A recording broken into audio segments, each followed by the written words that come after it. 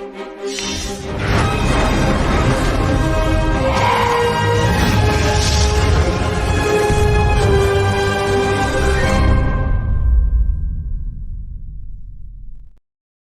we are live. Welcome to the Fantasmagorium show's Faster, More Intense, our George Lucas retrospective. I'm Kat, joined by founder of the channel, Steve, and Scotty is probably being killed at the trade negotiations right now. Probably. So we've been, hopefully he shows up sometime. So we've the been negotiations were short. Yes, they were very short. Oh, yes, like he says, let's see, we have hello, Eugene Bird here in the chat. You were right about one thing, Master. The Fantasmagorium program was short. Short a member, for sure. Yeah, short a member, yeah. This is getting out of hand. Now there are 0 of them. Well, 2 of us showed up, which is good. Right. Yes, always 2 of them there are. No more, no less. Yeah, you get us. Darth Cat the Wise. I've heard you've had an unnatural amount of Star Wars knowledge. I've been looking forward to this. Oh, thank you, Eugene. Yes, awesome. I am and Steve as well. We're good pretty big Star Wars nerds. I in fact just got back from my fun trip with my Star Wars group fans down to Southern California. Went to the Academy Museum, which is pretty awesome. Went to the Peterson Auto Museum, and of course got to see Star Wars Land for the first time at Disneyland, which was really cool. Got harassed by stormtroopers. Did you buy a lightsaber? I did. I built a lightsaber at Savi's. It just came in the mail because that was too big to bring back on a plane. I got harassed by stormtroopers for bringing my Boba Fett backpack, and they're like, "Yeah, we don't trust you. Why are you here?" I'm like, Boba Fett. He's a friend of the First Order. No, he's not. He's giving me shit. And they kept asking for my ID, and I'm like, "You don't need to see my identification." But that didn't work on them. That was fun. They had a lot of cast members in costume there. They had Rey, Boba Fett, Mandalorian, Kylo Ren, stormtroopers.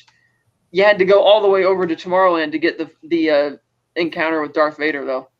It's just stupid. It's like I don't know what they're thinking. But I tell you that piloting the Millennium Falcon for the Smuggler's Run ride, oh my god. My buddy's like, punch cool. it. Being able to pull back on the hyperdrive stick and piloting, and the pilot gets to move up and down. The co-pilot has to move left and right and hit the boosters, and you have to fly to this planet and attack a train and steal a big thing of coaxium and make it back. But that was a thrill. I would have ranked up the turbulence a little bit more because it wasn't as turbulent as I would have preferred. But my God, flying the Falcon as a pilot and going to hyperspace was pretty awesome. Oh, Eugene Bird, thank you very much. Yeah, thanks for supporting the channel on that level, man. That's more than generous. Oh, it's extremely generous. And then the Rise of the Resistance ride is easily their most complicated ride they have ever done. And yeah, again, it's sequel trilogy era. I would have preferred it to be original trilogy, but it's hard not to have your jaw hit the floor when you walk into the full-size Star Destroyer hangar and see like the TIE fighters on the wall, see all the stormtroopers lined up. The trackless ride using the magnets to move you through as you're taken to your interrogation cells, and Kylo's trying to read your mind, and the whole room kind of shakes. And it's like, how are we going to get out of here? Because they kind of leave you alone in there for a bit, and all of a sudden these thermal lances cut through the wall. Like these rebel guys are there, like, oh, we're getting you out. Just tell everybody it's a prisoner transfer. And you get on the little ride vehicle and move through, and going into one of the hangars where you see life-size Imperial walkers. It's like, oh my God. And the effects on that and the animatronics are unbelievable. And it's like you're totally won over. It's excellent attraction. But my favorite in the whole park is still the Indiana Jones ride because I like that it doesn't have 3D glasses, not many digital effects. It's very practical. It feels very real, like you can reach out and touch it.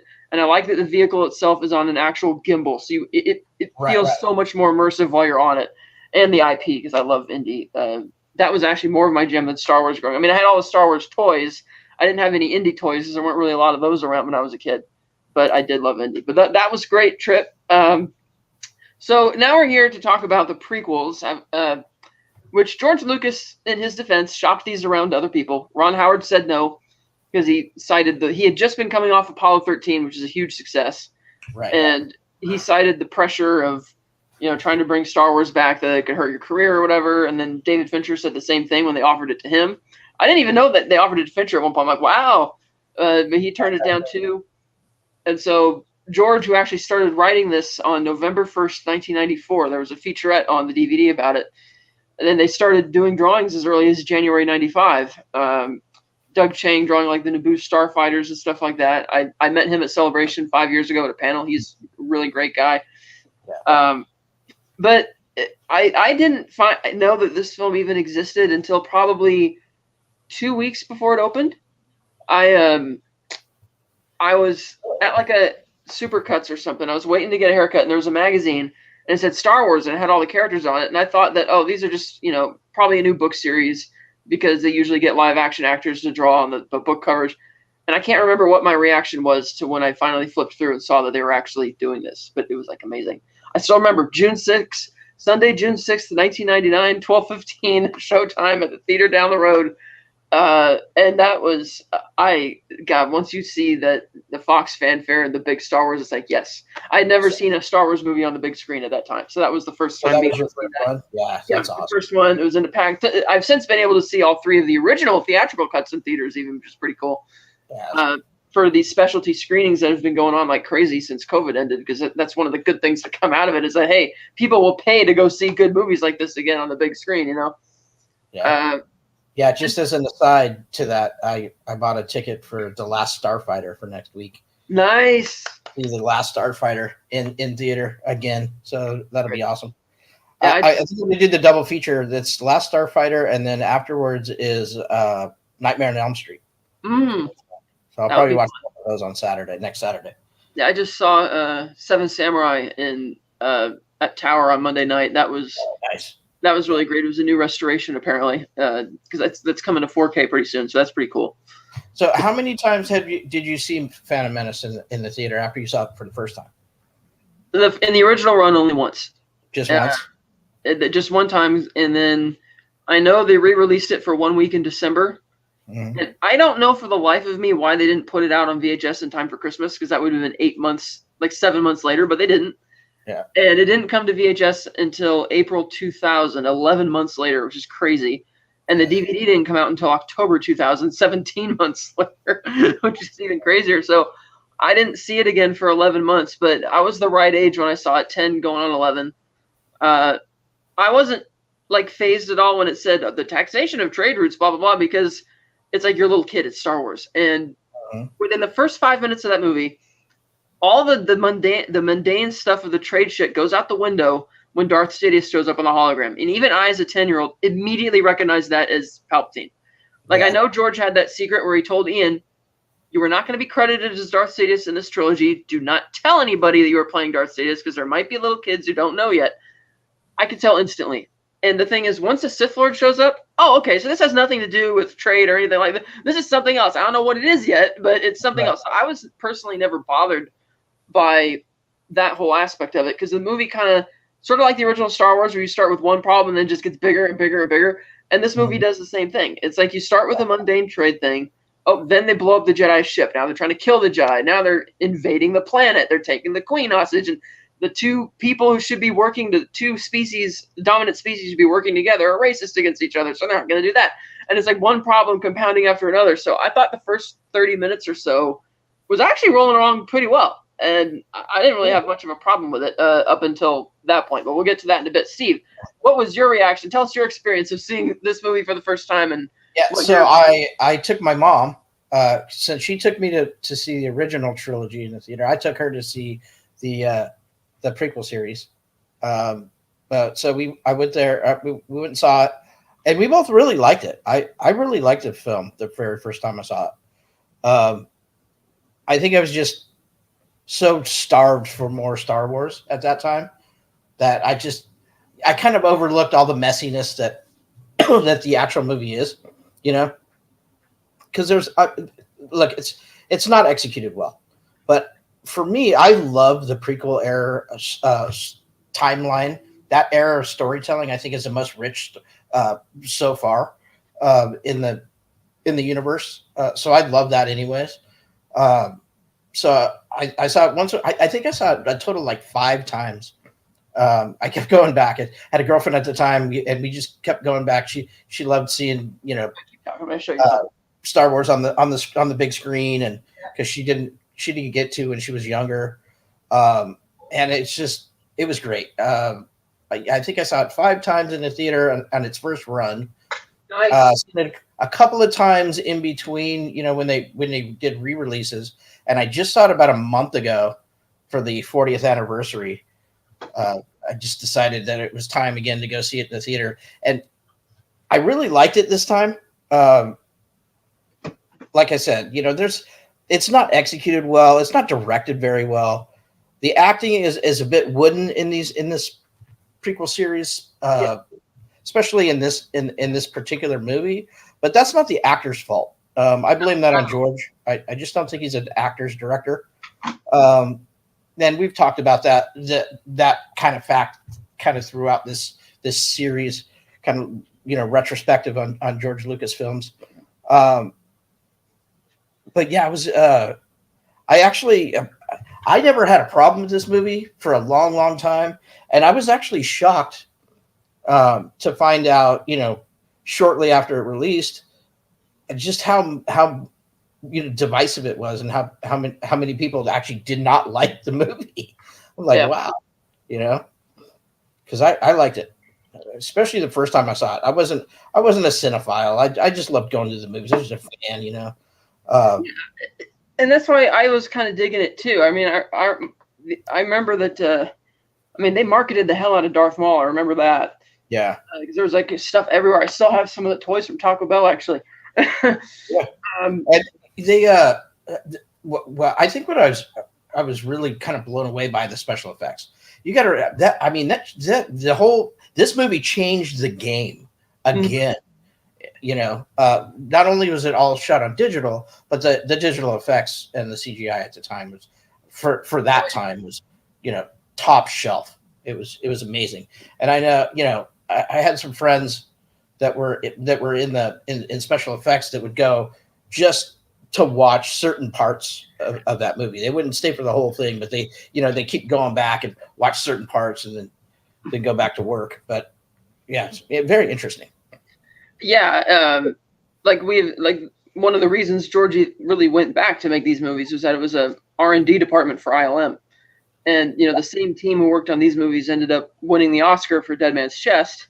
Yeah, and that wouldn't have happened had they not worked on the prequels, because quality of the movie overall aside, I thought that the CGI in Dead Man's Chest was unbelievable. Like the way the CG character Davy Jones interacts with everybody else, and you can see how that's kind of how that was the year before with General Grievous and Revenge of the Sith, and even before that with Clones being the one that 4K and other stuff hasn't been very kind to because of the the quality of the effects in that one. But Episode 1 is where it started, and they actually had more practical effects and models on Episode 1 than the entire original trilogy. Yeah, it's crazy. Yeah, it's crazy. People don't really know that. And Eugene Bird says, I had kids, so I only saw it once. They love Jar Jar. We bought the talking figure.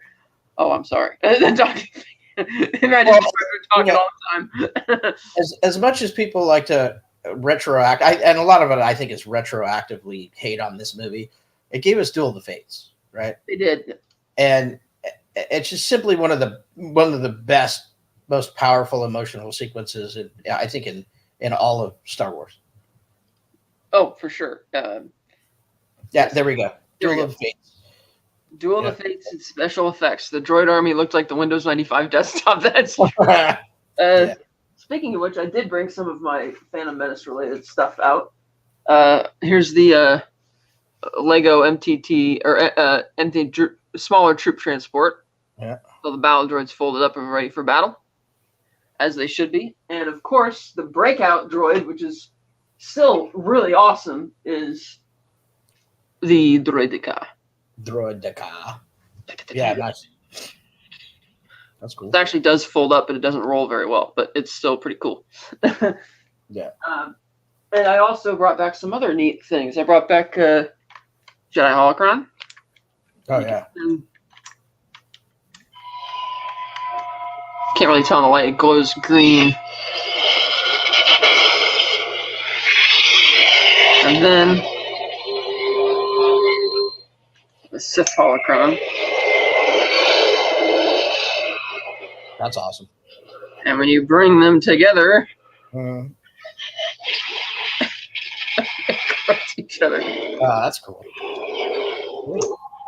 Where'd you get those? Doc Ondar's Den of Antiquities at Galaxy's Edge. Nice. But yes, I brought some of those along. But yeah, my only part, like story wise, with the movie is that they keep racking up the tension, which is great. But once they get to Tatooine, it's kind of like we're taking a near hour-long break because we ran out of gas.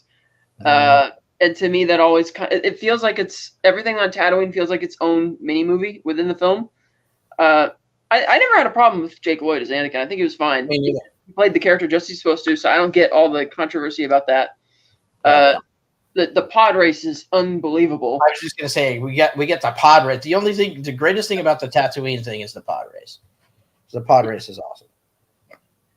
Yeah, the pod, and seeing that in the theater again, because they re-released Phantom Menace back in May, and I saw it 7 times. It was, I guess, it's like I know it was awesome. I it had been a long time since I seen it in the theater, and just to sit in the theater again and with the sound and the way a movie's supposed to be seen, it was incredible again. It doesn't wipe away all of the bad things about the movie. Those are always going to be there, but all of the good things were just kind of amplified, because I'd only seen it, probably for the last 8 or 10 years on TV. Yeah. Yeah, Eugene says, "Where the hell is everybody? They must be hanging out with Scotty at the bar." At the bar, yeah.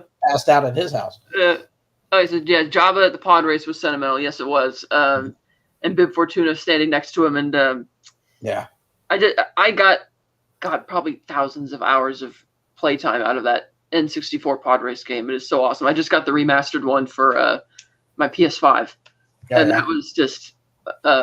Speak of the devil, Scotty's gonna be here in 2 seconds. He says. Speak of the devil.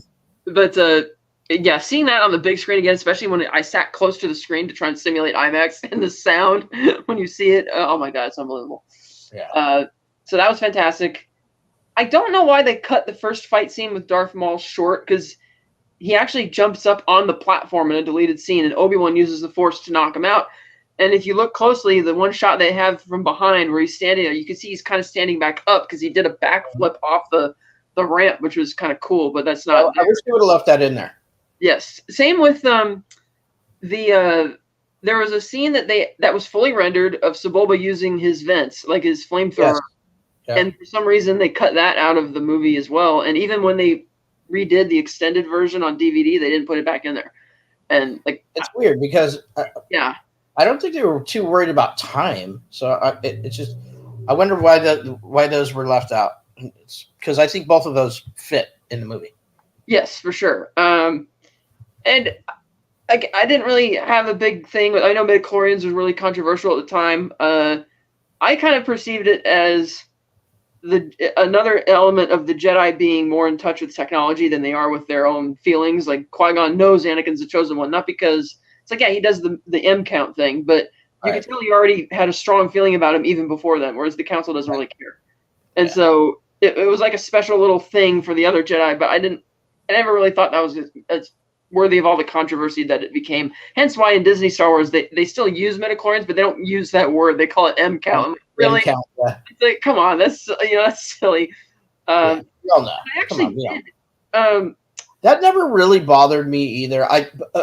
Except for the fact that what I didn't want them to do is start to explain the Force in a scientific way and move away from the mystical. I always thought that was a kind of a key component of the original trilogy, that to get a kind of mystical Force.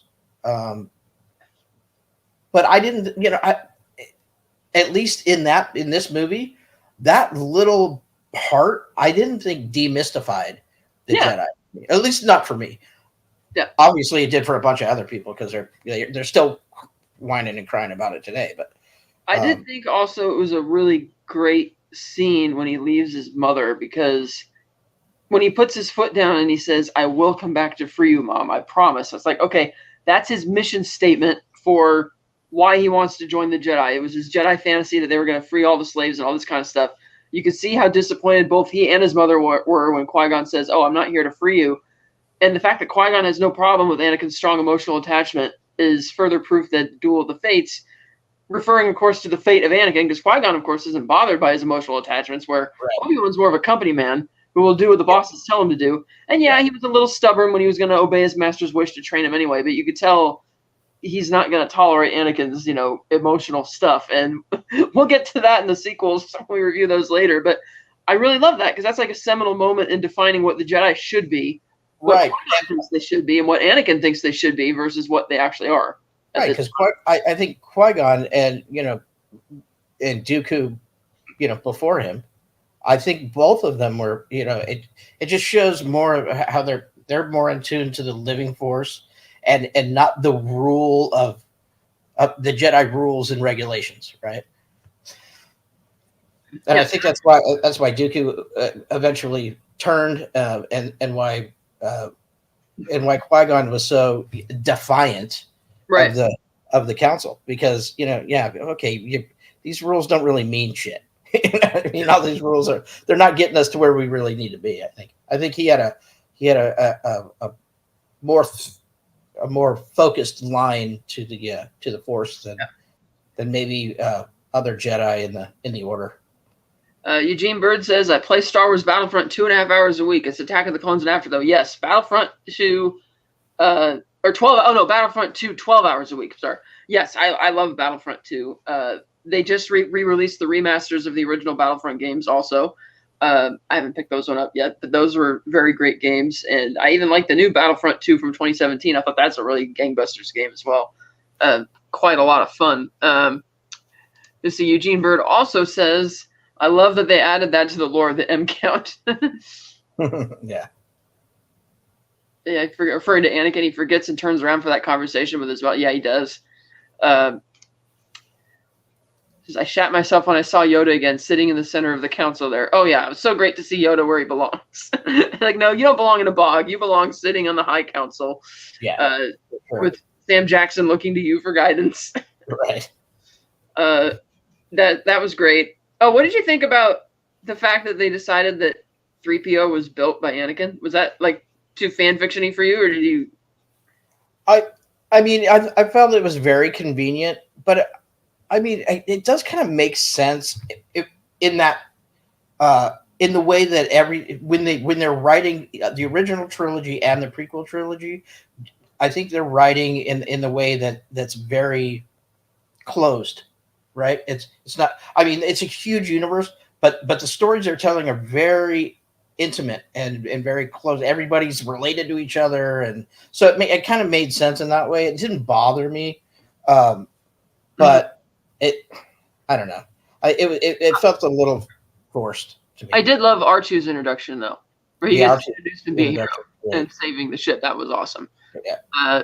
Whereas Obi-Wan's very first line in the whole saga, I have a bad feeling about this. The line that is said by at least one character once in every Star Wars movie, except Rogue One, where they're about to say it and then they stop him, which is funny.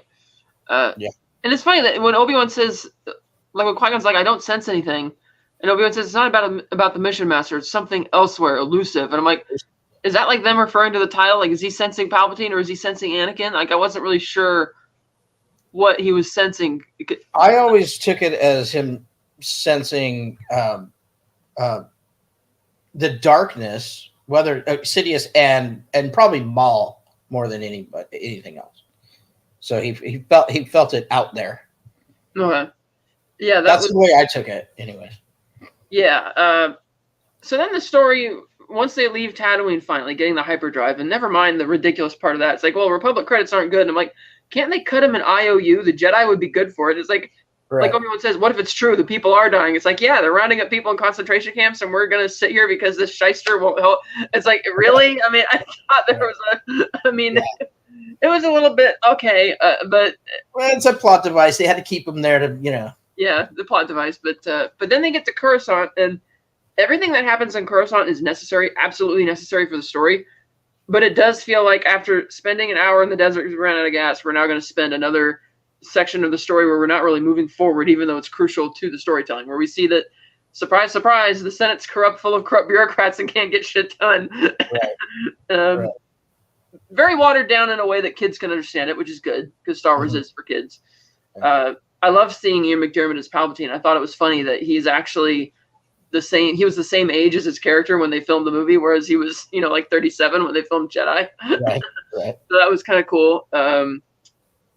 And the Queen's wardrobe is just amazing throughout this whole movie. Like Carrie Fisher mentioned, she was jealous. She's like, you can have the best outfits, like for everything you get, and you have some good actors in the background too. Like Keira Knightley played one of the. That's right. And then I think was it Rose Byrne or Rose Byrne? Rose Byrne played one of the other ones. Yep. So that was kind of neat. Sofia Coppola was one of them. Yep. So that was kind of neat how they stacked the deck a bit there. Have you read the novels, the Amidala novels, like Queen's Peril and those? Not yet. Those are awesome books. Yep. E.K. Johnson writes those books, and they're really good. They really go into all of the protectors, right? Yeah. They dive deep into kind of how. Not only how Amidala becomes queen, but how she surrounds herself with those lookalikes and protectors, and they have their own kind of language between them. Mm-hmm. It's really awesome the way. I love those books. If you get a chance, read those books because they're really good. Hey Matt G, nice to see you. Taylor Swift is greater than Disney, Star Wars, and MCU, and Doctor Who. Yeah, so regarding the Yoda, maybe I'm in the minority on this, but I actually preferred the puppet version because I thought the puppet version in Phantom Menace emoted a lot more, like particularly in the scene when they're testing Anakin. And he's like, "What's that got to do with anything?" He's like, "Everything." And the eyes bulge, the mouth widens. Like the digital version they used when they swapped it was the test run for the Attack of the Clones digital Yoda, but they didn't really animate it to emote for that scene because it was just a test, and they just kind of slapped it back in there because so many fans are complaining about it. It's like, yeah, he's aged a lot younger than you would think for somebody who was 900 years old, but he's an alien. We don't know what his species age is. Like, what's the big deal? It's like I liked that it was photo real, it was physical, like a puppet. You could touch it. I did not like that they changed that. But maybe that's just me because everybody else seems to prefer the digital version. I don't know. I liked that version for this movie, but I really like the digital version to see Yoda fight. Oh yeah, they improved on it in the second one. Just the one for the second one, but for this one, I didn't think they needed to do it. I think they should have just left it alone. Yeah, I thought it was fine the way that was done, and it is kind of funny that once they finally decide that they're going to go back to Naboo, it's like, okay, so we've spent like a whole hour of this movie and we haven't like moved the story forward at all. It's going home. Oh God! And Qui-Gon being, of course, absolutely shocked that they don't want to train Anakin and they don't see any value in him. Yeah. Again, because they're so tied up in their own bullshit and their own bureaucracy. So it's like, I like how Qui-Gon's going to be sly and shifty about it. He's like, well, I'm not allowed to train you, Anakin, but you can watch me and be mindful. Right. And I'll still answer all your questions. That was. Yeah, I'm not allowed to train you, but I'm going to do it anyways. Yeah, I'm going to do it anyway. It's awesome. And then you have the funny bit where Palpatine, or Darth Sidious rather, calls Newt Gunray back on Naboo, and he says, this is unexpected. I didn't think the Queen was going to do this, but I'm going to send my apprentice Darth Maul to join you. And I thought, it seems like the fastest way for Palpatine to get what he wants is for the Queen to succeed in her insurrection. Because if everybody finds out that she was telling the truth, that would further the motions to replace the Chancellor with, they'd have an even stronger sympathy vote on top of that for Palpatine. So I didn't really get, unless he's pretending to be upset about it because he has to save face in front of the Viceroy, but then he doesn't, because the Viceroy tell the truth when they get arrested. Oh, it was a Sith, and nobody believes him. Right. But it seems like Sidious is generally upset about it. And to this day, I'm like, wouldn't it just be easier for you to let the Queen win? Rather than signing the treaty? It's like, so that I never really understood that. It's like, why and the reason apparently that he sends Darth Maul back. Of course, it's not in the movie. It's in the novelization. I know the novels don't count. But in the novelization, Maul picked up on Anakin's presence on Tatooine as well, told his master about it. And so the reason Palpatine sends Maul back to Naboo is because if the Jedi don't want him, I do. You go kill those 2 Jedi that are guarding him and bring that kid to me. And that was the primary motive. And I wish they'd put that in the movie, because George apparently signed off on the novelizations back then, because that was the actual novelization of the movie. And I thought that would have added more drama to it. And even though to further layer the whole Duel of the Fates thing. And so they go back to Naboo. I mean, Jar Jar for me, I was never entertained by him as a kid, but I was already too old for that. But I never found him annoying. It's more the fans never shutting up about it that it kind of became retroactively obnoxious. But not as big of a thing for me as it is for other people. Oh, look. Oh, my God. He's actually alive. He didn't die. I thought, oh, that's too bad. I've made promises recently to other people, and I will never die. Good. Well, this is a good time to... Yes. The Fantasmagorium show is proud to present Faster and More Intense. I am your host, Scotty R37, and I show up eventually. Please buy me a She-Hulk. Anyway, hey! Do you see this, guy? Do you see what this says? Oh, nice. Friends hawk. Friends don't let friends hawk the trek. Hawk the trek. Makes sense. A red circle and a line through the Starfleet app. So this is funny. In the Star Wars group I'm in, we're Star Trek fans too. But one night in one of our watch-alongs, one of our fans was like, "Friends don't let friends. We don't hawk the trek here." So we decided to troll them by making these buttons and bring nice attention. Perfect. And they gave them out as swag last week on my trip, and I thought, oh, this is so funny. Friends don't let friends hawk the trek. This is a Star Wars show. Damn it. Well, there is one thing that is certain. Yeah. The negotiations were short. They were short. Well, yours were a bit longer, as you have made it 39 minutes after airtime. Yeah, the negotiations never took place. 32 minutes, rather. Anyway, thank you for putting up with my tardiness. I appreciate it. Where were you? Oh, we were running through, kind of doing a rundown of the plot in a short way, but I was talking about how, Jar Jar was never really appealing to me, but I didn't really find him annoying. It was more the fans bitching about it and never shutting up about it that made it retroactively obnoxious. Mm-hmm. Even though it was something, even as a 10-year-old when I first saw it, the character didn't really do anything for me, but whatever. I thought it was funny the way R2 and 3PO kind of make fun of him. I thought that was kind of funny. And now R2 and 3PO just immediately hit it off, and you could tell that R2 is already being a smartass, which I love, because that's his whole character. Let's see, Eugene Bird. Bursting up a storm.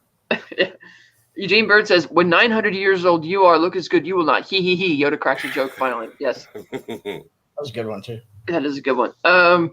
So then we get to, the plan. We're going to go kidnap the Viceroy. We're going to have the big battle on the Windows 95 desktop or the gateway desktop or whatever you call it, to lure the droids away from the city. You see how the real reason Jar Jar is exiled is because, the Gungans are warriors, and so they don't like him because he's clumsy. So they decide to thank him for uniting the humans and the Gungans by making him a general, even though he's not, which is why he sucks at it. Bombard General. And that gets even worse when the humans decide to thank him for it in the next one by making him a senatorial aide, but we'll get to that next week. But the thing we're here for is, of course, the Duel of the Fates. And I got this signed at Celebration 5 years ago. To gather, feel the Force, Sith rule, Ray Park as Darth Maul. I love this. Well, I'd be remiss if we didn't bring up the old switcheroo. I'm actually the queen. So that happens right before that, right when Queen Amidala basically gets on her knees and begs the Viceroy, or not the Viceroy, the Gungan for their help. So that was cool. Being friends. Misa being friends. Eugene Bird says Natalie Portman did the best acting in my opinion, but what is your opinion? I think given what material George gave her and the fact that, as we mentioned, he's not an actor's director, it was fine except for that one scene Steve just mentioned. It was like, I ask you to help us. No, I beg you to help us. Where she's on her knees and her face is stone. Like a human statue. It's not like that's the one. Like even as an actor, you think you would have some type of inflection to do so. That was the only thing which really took me out of it. But the rest of it, I thought she was fine. I didn't have a problem with it. You still not thinking you're greater than the Gungans? Because as we all know, Luc Besson had to help her, like, stick up for her in Hollywood to help her get roles after these movies. Because, but it's like that wasn't her fault. No, it wasn't. Not at all. It was George. Yeah. What do you think, Scott? And I'll tell you what, I think Ewan McGregor and oh God, why can't I think of Qui-Gon's name? Liam Neeson. Yeah, Liam Neeson. Jeez. I think they both did great with the material they had. I think they all did. It's just that, George doesn't really care about how the actors too much. They just wants to get the story told. Blah blah blah blah blah blah blah. Boss Nass. There you go. That's a good one. Oh, I broke it. Well, if you thought that was cool, Eugene, wait till you see this. I also at that celebration 5 years ago, I got this. Me with Darth Maul and the Emperor, which was like a must. With my Keep Calm and Join the Dark Side Vader T-shirt.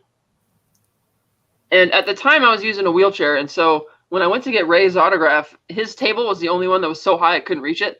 So he came around the desk, showed me each one personally, let me take a free selfie with him on top of that I used that was my cell phone wallpaper, and that was pretty awesome. Yeah, that's cool. That's a good picture. That's a great picture.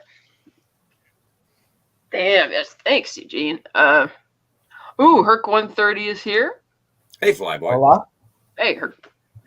So, Anakin, meanwhile, I thought it was kind of funny that when he gets into the Naboo Starfighter, like, you've already established that he's a brilliant pilot, but almost everything that he does in the final battle is by accident. Yeah, I didn't get the logic there. I mean, it's different controls, but it's like, if you have Jedi reflexes to race pod racers at 600 miles an hour past it, you should be able to fly in a, N1 around the Trade Federation, but whatever, that's a good one. I'm like, that's a good trick. Let's spinning. Yeah, like, dude, whatever. Yeah, I didn't like that. In any of that, all of that writing around Anakin in the ship was horrible. It just was bad. I always love it when R2 goes to war against other droids. It's so funny. Yeah. Yes. But people complain about the retcons of the Phantom Menace in terms of the soliloquy that Obi-Wan Kenobi gives in A New Hope. And he's like, when I met your father, he was already a great pilot. That's a little bit of a stretch. But so is a pupil of mine named Darth Vader. Right. Destroyed or betrayed and killed your father. That is bitching. This is Qui-Gon's legacy saber. Yeah. Well, Qui-Gon is by far the best Jedi of all time. So, yeah. Versions of Mauls because they're both identical, which I thought was really a cheap move. So I'm not going to get that one, unfortunately. Do you have a purple lightsaber? I do not. I also have Luke Skywalker, Darth Vader. I will show you the Dooku one next week for. Oh, yeah. I will show you the Sidious one when we do Revenge of the Sith in 2 weeks. Awesome. But I just thought I'd show this off. I did build one last week at Savi's workshop at Galaxy's Edge. That one's downstairs, so I'll take that out next week or the week after. But these are heavy, and these are heavy. Like they put in, except for the Luke one, which is surprisingly light. This one is like the Qui-Gon is nice and a lot of weight to it, so you could tell they really did go the extra mile in making it nice. And I love that it makes the noise. And apparently these ones are durable, so you can actually have like lightsaber fights with your friends. That's cool. And they come in these. If I want to have domestic abuse problems, it's going to be with a lightsaber. And they come in these really bitchin' cases. Yeah, that's cool. And they got this one's Jedi, so he's got the Jedi logo. But yeah, I thought I'd show that off. But yeah, the Duel of the I gotta tell you, seeing the Duel of the Fates again on the big screen. Yes. Like I didn't know my nerd heart needed that. And when you have like that one hero shot in the big the room with all the catwalks, the atrium, where the camera starts down and it pans up and you have that great operatic music and you're seeing it. I'm like, oh my, like my jaw practically hit the floor. It's like seeing that again. It was just, oh my God, it was unbelievable. I wish there was a longer version of that fight. I'm sure there is. But actually, I know there is because they showed some extra extra completed shots of it in a featurette on the DVD that they did not put into the final edit, unfortunately. But for my money, I think the climax of Phantom Menace is a really well edited climax, cutting back and forth to each of the different aspects of the battle, and I think that was really well done. Well, yeah, I do too. I think the end of the movie's great. I think they ended the movie perfectly. Yeah. Like, I think I saw it initially in 1999 when I saw The Phantom Menace. I think I saw it like 3 or 4 times in the theater, bought the novelization, took people who were not Star Wars fans to go see a Star Wars movie, was kind of tepid on it at the time, but not tepid enough to not see it 4 times in theaters. And it wasn't until I think 2011. When was the 3D re-release? That was like 2000. I think that was 2012, February 2012. Yeah. And I finally got to see that again. And I saw that with a friend of the family, young lad, probably about 5 or 6 years old. We saw it in the theater. And I was cynical about the Phantom Menace because I was like, oh, yeah, no, everyone hates the Phantom Menace. Yippee, little kid. But then when I saw it with a young boy, and he was eating it up. He loved Jar Jar Binks. He was so blown away by the Duel of the Fates duel. Mm-hmm. Everything about it clicked for him. And it wasn't until like I saw it through his eyes that I was like, oh my God, this is great. This does everything that a Star Wars movie should do for a child. Yeah. Yeah. Oh, and we kind of skipped over all the fight scenes are good, but the fight scene between Qui-Gon and Maul in the desert. Yeah, that was good. Really good too. I mean, that was impressive because it was like, I remember on the bonus feature said it was like 120 outside. No, 120 in the shade and almost 130 out in the sun. And Ray Park doing that with that heavy black, that plus the tattoos. And I'm like, oh my God, how did you not like die? From just. It's such an iconic scene when he's standing there and he disengages his lightsaber. It's just that you see him from the back. It's just such a great scene.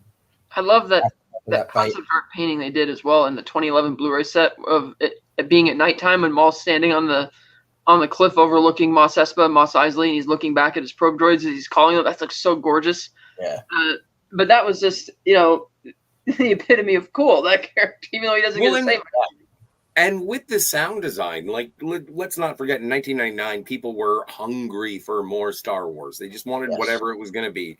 And they ate this up for a while, and then they revolted on it. But, like, when Darth Maul shows up with his probes, that was the first sort of indication of a link between Episode 1 and Episode 4, because his probe droids have the same sound as TIE fighters.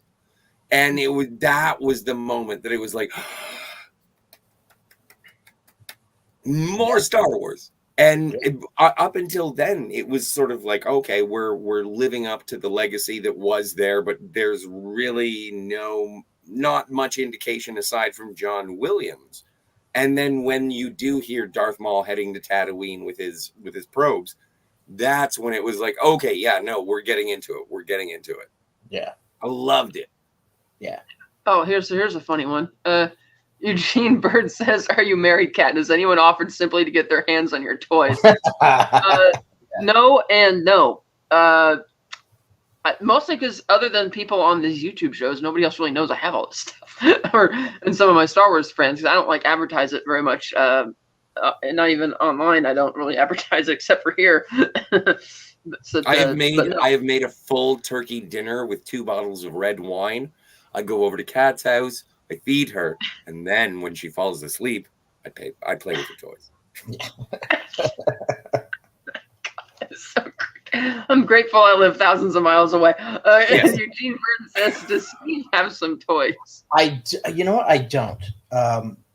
And I think probably some lightsabers in the future for me, but that's probably as far as I'll go. I do have one super cool thing though from childhood that I can share. Let me grab it. You also have that awesome mural thing on your wall behind you there. Well, yeah, so I have that. If I tilt up a little bit, you can see the whole thing. And That was then a cool shot from that movie. Though. this, all my, I have books and all Star Wars books. Usually it's books for me, books and DVDs and stuff like that. But I have this pop-up book, Star Wars book. That's I got when I was a young lad, and it's a pop-up. Oh, that's rad. It doesn't all not all of it works That's anymore. kind of rad, man. But it's really cool. It's really cool. It's like, I'd have to dig out the rest of my Star. I do have the action figures in a little coffee bin down there, and the original ships and stuff inside the attic. But what I collect now from the official lines is mostly the Legacy Sabers and the comics. The new comics, not the High Republic stuff, but the official Marvel Star Wars line set between the original movies is excellent. I just got Volume 2 of the Omnibus. Volume 1's even bigger than this. And these guys have their fingers on the pulse of Star Wars. It just feels so vintage and so like it feels like you could stop watching the original movie and then just pick up one of this and it's like you're still watching it. It's just that's how good it is. Which is well, speaking of books and the Phantom Menace, one of my favorite books is Darth Plagueis. Yes. I think it's I can't remember exactly when it was released, but it's one of my favorite books, and the book ends right as the Phantom Menace begins, so they kind of overlap. So if you haven't read the book, I highly recommend it. Yeah, those are cool. These are like I could use these either as heavy paperweights or bookends. Mm-hmm. Oh, hello. Lemon Pie has come to join us. Good evening. Lemon! He says, I don't have any toys, but most of them are Star Wars. I do have a Naboo fighter. I have one of those as well. I do have an ST's rocket that's designed to look like a droid starfighter, which is pretty cool. Oh, a Nubian. J-type Nubian. Yeah. Well, and also, like, I do want to nerd out about Star Wars in general, but this is, faster, more intense. This is the George Lucas sort of retrospective. How do you guys feel about the progression of his direction when it comes to 1999? Oh, that is so rad. when it comes to the Phantom Menace, do you feel that at this point he was just doing sort of a technical run through? Do you feel that there are things that have been lost in his direction, or do you think that this is a natural evolution? I think there was a lot lost because I think he was a really great director for American Graffiti and Star Wars. I mean, those performances were great. Agreed. The writing was even fine. I mean, granted, American Graffiti had a little bit of help on the script, but it was great. And even Lee Brackett, I think, did a bit of a script polish on the original Star Wars a bit. But here, watching the way he directs this one, I think the acting is probably the best in this one than in the episodes 2 and 3. I mean, yeah, it's still wooden, but it's not, the cringe stuff that you get with the romance and with, in 2 and 3. There's some good acting in 3, but not. I think you're right. There's some good acting in 3, but not as a whole. I think this is the better. Oh yeah, there's standouts like Sam Jackson and Christopher Lee and Ian McDiarmid are great in all 3 movies. But on the whole, I think this is probably the best acted one. But it still feels a little flat. Like it doesn't feel like the whole show is faster and more intense. Like everything's faster, more intense to start. And it felt like all of the faster, more intense parts of this movie were thrown into the pod race and then the climax. But a lot of the rest of the stuff felt a bit, I don't want to say muted because that's pushing it too far, but it didn't feel as zippity or as hot, as dramatic as like Empire Strikes Back, for instance, has a much deliberately slower pace to it, but the performances are great. Awesome. And the director Kirshner really did a great job there. Phantom Menace, this also has a deliberately slowed down pace for a lot of the movie on Tatooine and stuff, but it didn't. But the performances and the dialogue and stuff wasn't really riveting like it was in Empire. It wasn't as believable. I think by this time, George had a definite idea of what he thought Star Wars was and should be, and I think that is kind of painfully obvious in this trilogy of movies. Mm-hmm. I don't know if that answers your question, Scott, but that's but it is. I think that he had a specific story that he wanted to tell, and that was like the undermining of innocence. Sure. And how hope and good intentions can be undermined to create evil. Yeah. And that is the story. It is the tragedy of Darth Vader, and that's how it goes. And I think it's a complex. I think it's a complex story. I think it's a well realized story, but I think that it is attempting to be dumbed down for children. And let's have a race car race in the middle of this. Yeah. And so I think the story is there, and I think it is dumbed down enough for a general audience. And I don't think that George Lucas is good enough to dumb things down. He can do it, like he can do THX, which is very cerebral and very, even in its sterility, it is emotional. And you can get American Graffiti, which is nonstop nostalgia. Same with Star Wars. But when you talk about the undermining of political structures and the people who are in charge of it, I don't think that he had the nuance, and therefore he leaned into the spectacle. If that makes sense. That does. Yeah, absolutely. Lemon Pie says, when I bought my second Star Wars collectible, I said to myself, this is getting out of hand. Now there are two of them. Two of them. Do you guys think Nemodians are racist? One, as a little kid, I didn't see it, but once somebody pointed out to me, I can't unsee it. Especially with, I think the design of them are really cool, but once they pointed out, the eyes and the voice, and for some reason I hadn't thought of that, but then it's like, I can't unsee that now. But which is why, I think in the Acolyte they actually did have a Nemoidian who didn't speak that way. And for a second, it was kind of jarring because I've only ever heard the Nemoidians talk. Right. Yes, I kind of expected it. Yeah, Eugene says, I was chatting with a friend and asked her if she had any toys. She answered, Scott, my middle name. That is a very personal question. Yes, I think you misunderstood. So going back to that, I wish they would have, in this movie, the Nemoidians and some of the other aliens, but for sure the Nemoidians, I wish they wouldn't have spoken basic. I wish just give us the subtitles. Have them speak whatever their language is. Make up a language. Let them speak it. Give us the subtitles. Don't speak basic. I think it would have been. I think the movie would have been better served that way. That was something that the whole prequel trilogy needed more of, and especially in the Disney era. Too many aliens speak basic. Yeah, I agree. That could be something that needs to be fixed. Oh, and hello, Cinematic Universe Ultimate. Hello there, Ernesto. Ernesto. General Kenobi.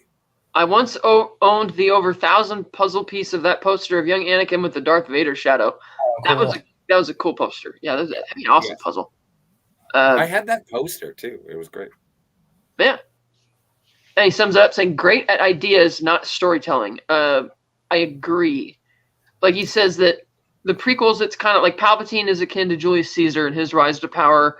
The Galactic Senate, it's like the Roman Senate, the Roman Empire. And he doesn't say it, but you pretty much can see how with the Jedi Temple right down the street, it's kind of like in the power they have. It's like Vatican City, given the tight relationship they have with the the Republic government in Star Wars. And it's like, and how they're self-serving and all that kind of stuff. It's like, clearly George, because from watching George's movies, as we've seen, one recurring theme in his films is anti-establishment. He's totally against establishment of any kind and organized anything.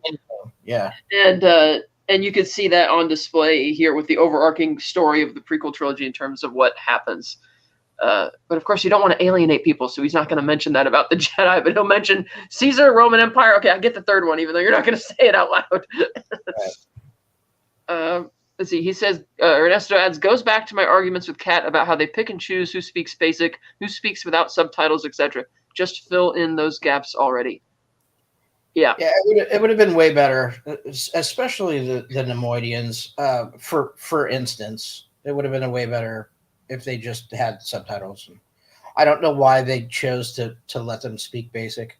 And then when they did, to make them sound the way they did was they've gone up that ventilation shaft. Yeah. Oh, don't worry, Nestor. We're not going down that rabbit hole today. Oh yeah. I already tore that apart in my Star Wars show with both of my co-hosts, so that was. I love The Acolyte, and I think it's the best Star Wars that's ever been. Is that part of I haven't seen it? I love it. Yeah. Yeah. Haven't seen it, want to love it. Haven't seen it, want to love it. It's horrible. It's not good in any way, shape, or form. But again, and I don't want to be sort of contrary for the sake of contrary stake, but like not this time. But like, and a lot of people felt like that the Phantom Menace was a sort of an attempt to regain prior successes and a failure at that attempt. Like, it was a huge success marketing wise, but some people didn't feel that it had recaptured or revisited Star Wars. I think the only thing that everyone universally agreed upon was that John Williams had come back. Well, it depends what segment of the Star Wars audience you're talking about. If you're talking about people that were, alive and went and saw the original trilogy, that older segment, I think you're right. That's how they felt.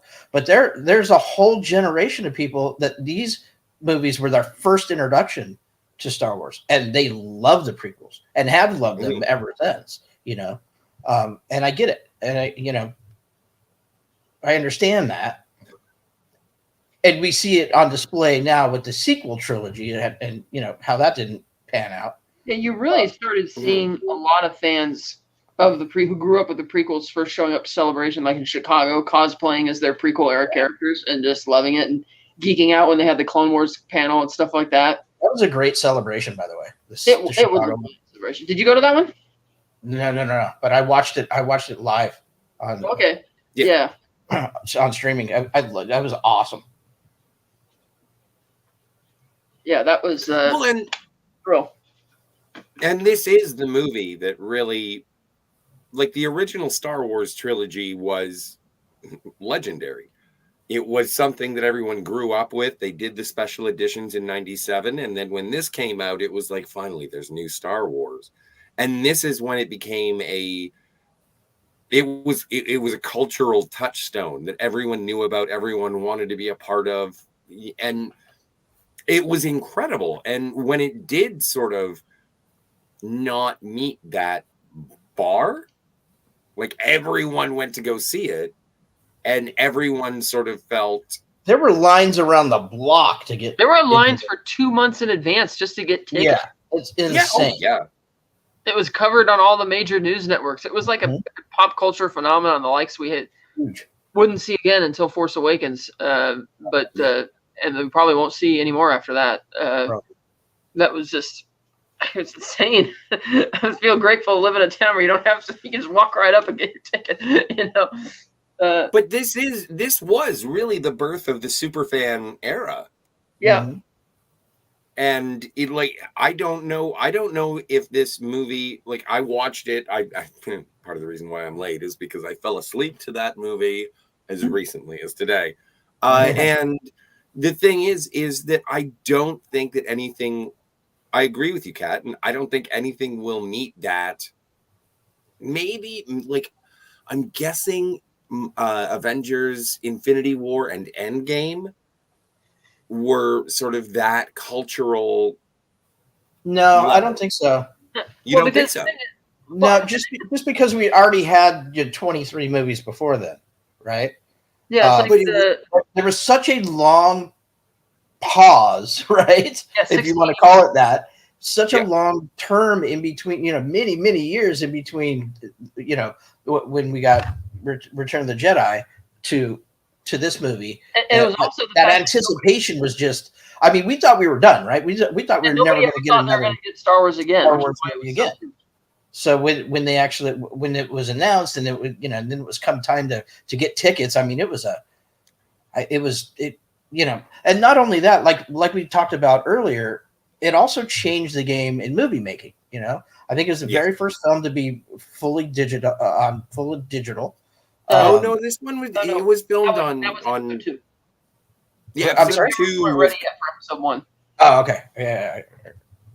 But they were close, and I think it actually benefits from not being digital because the 4K transfer of episode 1 looks great. Right. That's the only good one. But the digital effects were game changing, industry changing. So that, I mean, there's a lot of things that were happening around that movie that made it, the cultural kind of, phenomenon that it became. Yes, and it was much more around the Star Wars phenomenon than it was around the filmmaking.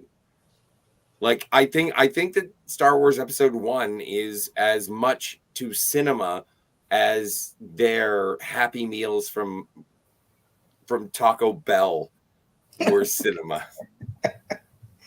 Eugene Bird says, we hadn't seen that many lightsaber battles up to the year 2000. Don't forget what a shock Maul's double saber was. A shit yourself moment when he ignites it. Oh, completely. Oh, yeah. Oh, it blew everybody's mind. Yeah.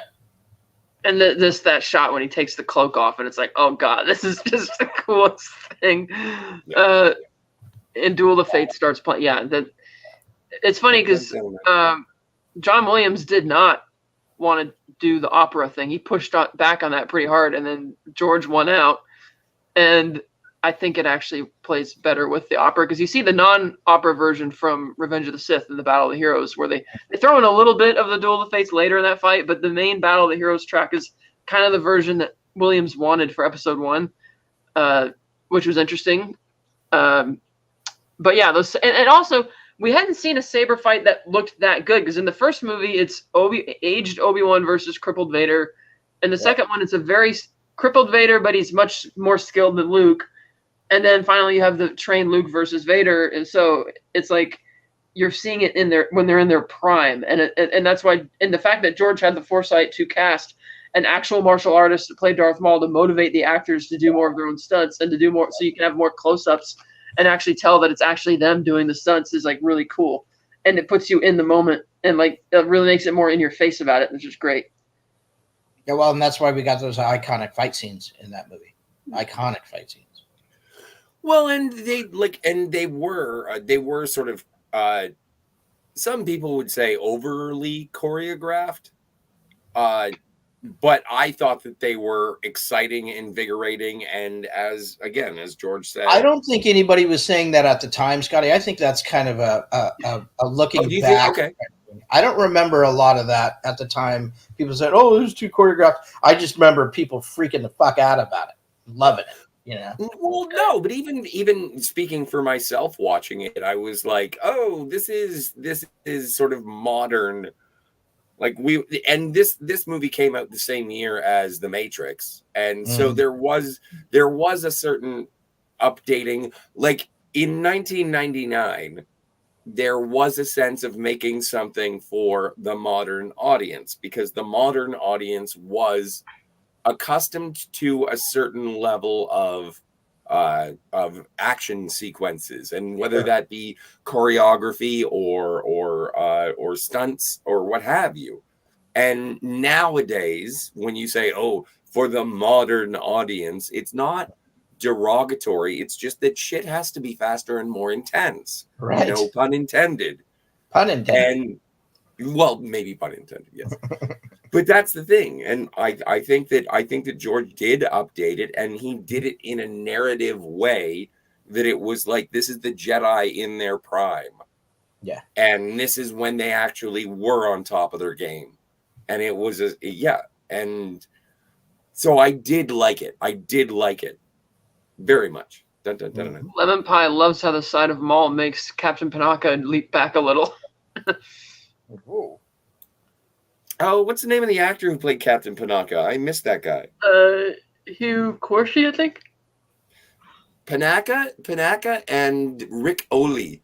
I wish they came back for the subsequent movies, but neither one did. I was on the road with Ozzy. I know Ray Park had another cameo as one of the security guards in that whole sequence as well, because they wanted to get him on screen without the makeup. Really? When they're racing to get to the Queen's throne room. Ernesto says, John Williams' best of the prequels is Revenge of the Sith. His track Across the Stars from Attack of the Clones definitely carries that love song vibe. I really love Across the Stars. That's my favorite piece of prequel music, actually. Because Duel of the Fates admittedly is more of an operatic thing, whereas Across the Stars is no lyrics. But that's pretty great. Let's see. He also says, it's because of the modern audience, the brand has been through some shit. That's just me. Well, yeah. Yeah. Yeah. We can go into that. We're not going to open that can of worms tonight. But he also says, anyone ever imagined a prequel era made back in the 70s? Stop motion General Grievous and the droid army would look like ED-209. Oh, that'd be cool. That would be cool. That'd be rad. I would be okay with that. We could do it with AI now. Yeah. Let's AI this shit. Let's AI this shit. This is our new trademark shit. Ernesto also says, imagine if you ignored the animated show and Grievous was Darth Maul all along. Damn, that would be pretty cool, actually. Well, and I don't want to start rewriting the entire prequel trilogy, but I just wish that that Darth Maul had survived the first movie, and I wish he was the big heavy that Darth Vader would have defeated. He did survive the first movie, but sort of. Well, that's no. I found out about that later, Gladys. Oh, Daniel's Hot Topics. Hello, welcome. He says, I love Phantom Menace. Hey, Daniel. Yeah, me too.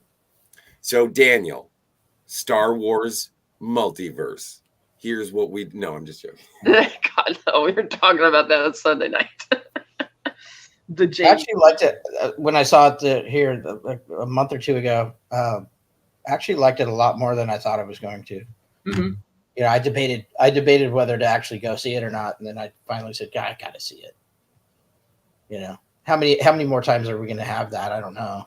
Yeah, that opportunity. So I took it, and I actually really liked it. You know, seeing it again in the theater.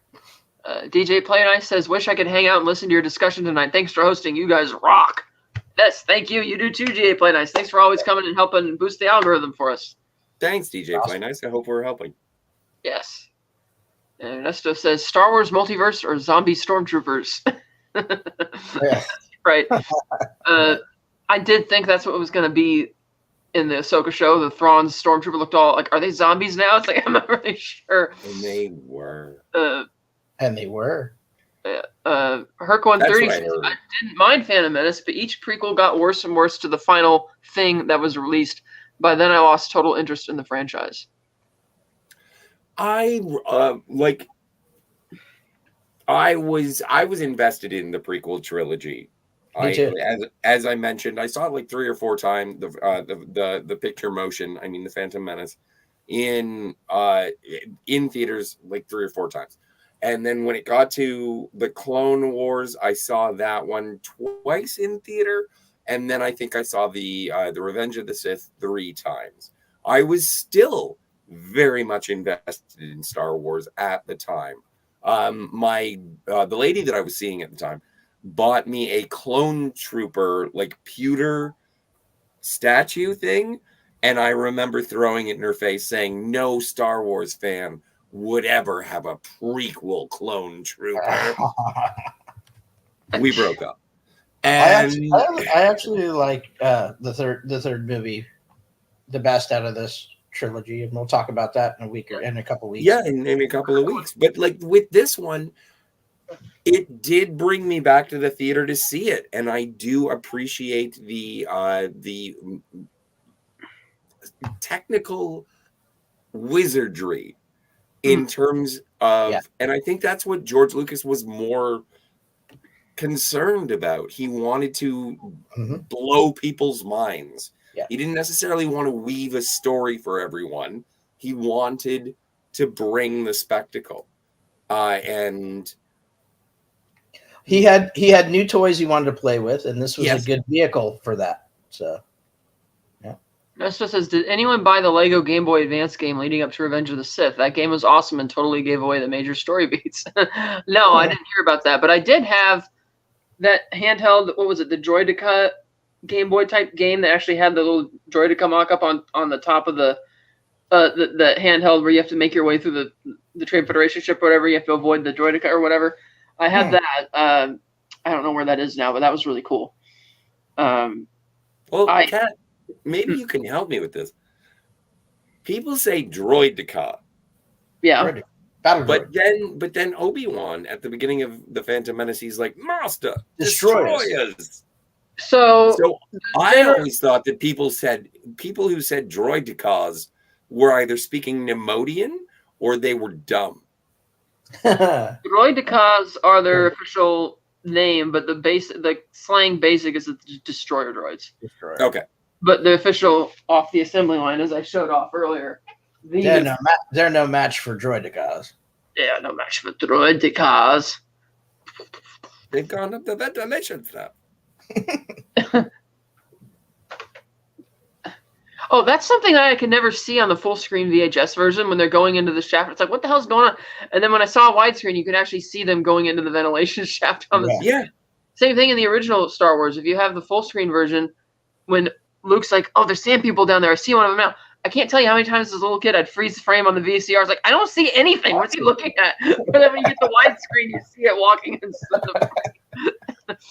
Well, and it is and that is also like, and I know that in terms of the filmmaking, when George was making it, because it was digital, he was trying to be almost in a cinema veritas sort of way. He wanted, like, Jar Jar Binks is in one frame, and he's like, "We're going home," and he does the jump up and down. He specifically tried to make it so that the character was out of frame to give the intention that the cinematographer didn't capture Jar Jar in frame, to give it a certain level of realism with a digital character. And I was like, could you possibly be huffing your own farts anymore? Right. There's another part where Obi-Wan is hanging from a platform in the bottom left hand of the corner of the screen, and Qui-Gon and Darth Maul are fighting in the top right corner of the screen. And he was like, and I'm sure I saw this in one of the making ofs, and he was like, I wanted to spread it out as much as possible so the audience had to look for where the action was. Like, George Lucas is great. Guys, I love George Lucas. He has the most contempt for his audience, being like, you work for it. You work for it. Right. Yeah. But it's made for kids. Yeah, now let's stab Liam Neeson in the chest. You know why we know it's also a kid's movie? It's because when they burn Qui-Gon on the funeral pyre, nobody's freaking out from the flesh isn't actually burning away, and there's no blood, it doesn't stink, and everything's just normal. It's just fine. I know it was weird. Nobody covers their nose when they burn people in any movies. You notice that? Like, that stench is horrific, but nobody covers up. Yeah, it's just, and that was also the first time that we'd seen, because at the time it hadn't been established in the lore. It's the first time we see a Jedi die and he doesn't disappear. Yeah, right. Like Obi-Wan and Yoda did. And it's like, Yeah, I guess technically Vader didn't disappear either, even though he came back to the light side at the end. But he was kind of evil. But with Qui-Gon, it was like, oh, he's just dead. It's like, oh, he's not. He's he dead. doesn't get a Force Ghost moment until the Kenobi series, but that doesn't really count. Let's burn his flesh. I did like that the way Obi-Wan beats Maul with the mind trick, and how that comes back in Revenge of the Sith was pretty cool. The payoff of that, and cutting Maul in half, and there's not even cauterization. It's just like they just put a little gray paint or whatever, so you don't see anything violent when he falls in half down the shaft. Isn't there like sort of a plume of red mist? Faintly when he gets hit. It's very faint, but they added that. But when you see him actually fall into the shaft and his body splits apart, there's nothing. There's no cauterization at the very least. There's nothing. It's just, it was kind of funny. Someone make it gory. Apparently that's gory. Supposed to be plasma facility. That's what Naboo trades in, plasma. Yes. Well, that's where the like purple balls of what have you from the end battle. That's why Naboo is important. Mm. That's what I heard. Yeah. Let's see. It also says the Colonel's white lightsaber is canon. Most people forget. Well, in the Colonel's secret recipe of 12 herbs and spices. Yes. Who are you talking about? Colonel Saunders. Don't you remember? The white lightsaber? From I'm not sure what he's talking about. From episode 2.5 with the popcorn chicken. I don't know. Tell us in the chat, Ernest. I'm not sure what that means. He said the only time getting stabbed by a lightsaber works is in the Phantom Menace. Nowhere else. I bet the count is still rolling around. Probably. That's a good point. And that's the thing, because when Dooku gets his hands cut off, it cauterizes it, and it's like flamed and charred. And then even when his head cuts off, it kind of like a slight spark. But yeah, Maul, it was like the effect wasn't there yet. It's like we had to but also like what Bond Up Hubu or whatever, the guy like Button Face from A New Hope, like he got his arm cut off by Obi-Wan Kenobi and he bled. Mm-hmm. Oh, from the KFC commercial where the cashier and the Taco Bell dog are fighting off the door. Oh, I didn't see that commercial. Okay, that's cool. But you're right, Scott. That was actually in the original movie. That's the only time you see like real blood in a Star Wars movie. Yeah. Because I didn't even think about that as a little kid, but watching it again as an adult, it's like, man, that's really violent for a kid's movie. He chops this guy's arm off. It's just gruesome blood. It's like, geez, you don't even see that level of blood in most 70s horror movies where they trick you into thinking you're seeing a bloodbath, but you really don't, Yeah. But yeah, I guess you have to be special to get cauterized. You have to have the Force. I guess. You won't bleed to death. Boo Boo was a hermaphrodiliac, and so he just bled. It all depends who's right. It depends who the writer is. Yeah. Dr. Yvonne was unable to save Ponda Baba in that instance. Is it Ponda Baba? Was I right? Was I right? Yeah, that's the guy who gets his arm cut off. Hey, bum face. Oh, that was a great Darth Vader moment from the comics. Darth Vader, tell me, do you bleed? In the comics, that was great. You will. And Luke responded, "Nobody makes me bleed my own blood."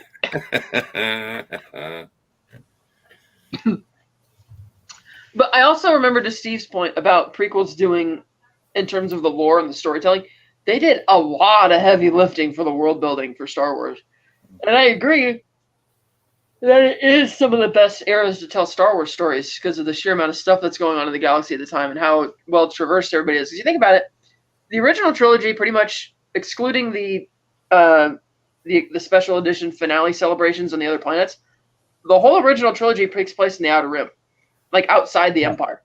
Like Alderaan, you don't get to go down to the surface, so that doesn't count because that's like the only Imperial planet there. Everything else is like backwater, Outer Rim. Like you don't really get to explore much of the galaxy, especially not the populous planets in the original trilogy. Whereas the prequels, it's like everything is opened up and you see it so much more lively, which is pretty cool. I had a lot of the old Star Wars books from back then. It was really great.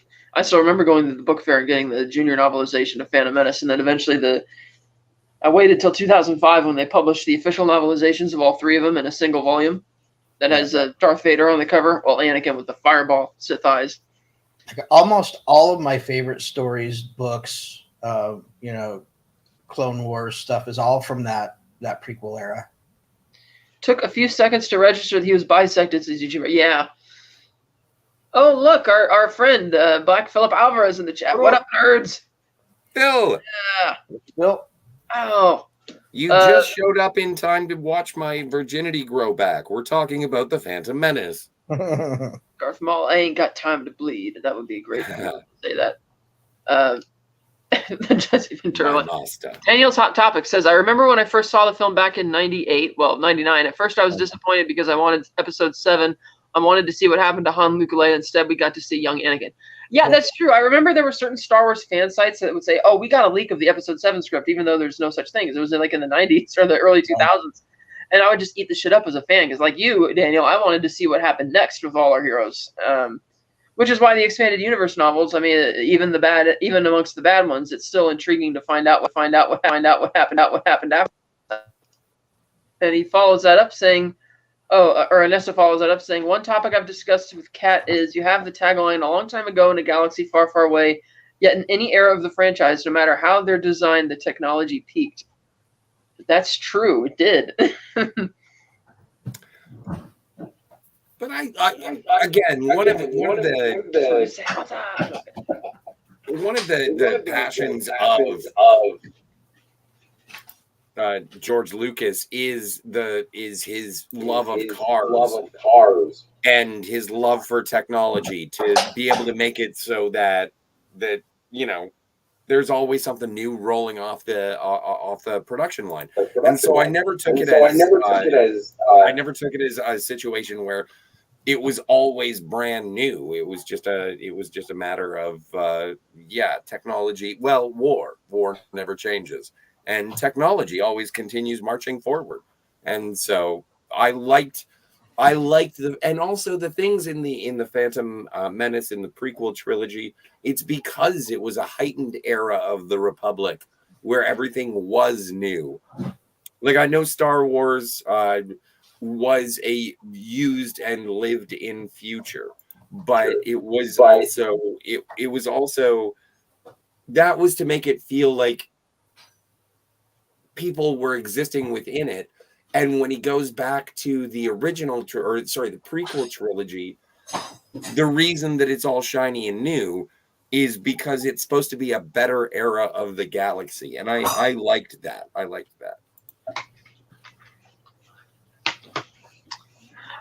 Yeah, I agree. It is, though, and also again, it goes back to the fact that in the original trilogy, the Rebel Alliance is like living off table scraps practically. They don't have the best of things, whereas the Empire, we're only getting to see the military branch because again, we don't get to go to the Empire planets. For all we know, the technology is a lot better. Even in the sequel trilogy, a lot of that takes place in Outer Rim, barren worlds as well. Compared to where we've seen before. See, Daniel's Hot Topic says, when I saw how awesome the technology and special effects, like when Anakin was in the Naboo starfighter, when Qui-Gon and Obi-Wan were approaching the Trade Federation ship, I started getting intrigued, he says.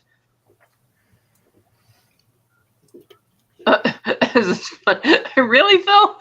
Philip says, I've never seen the prequels, but I own them.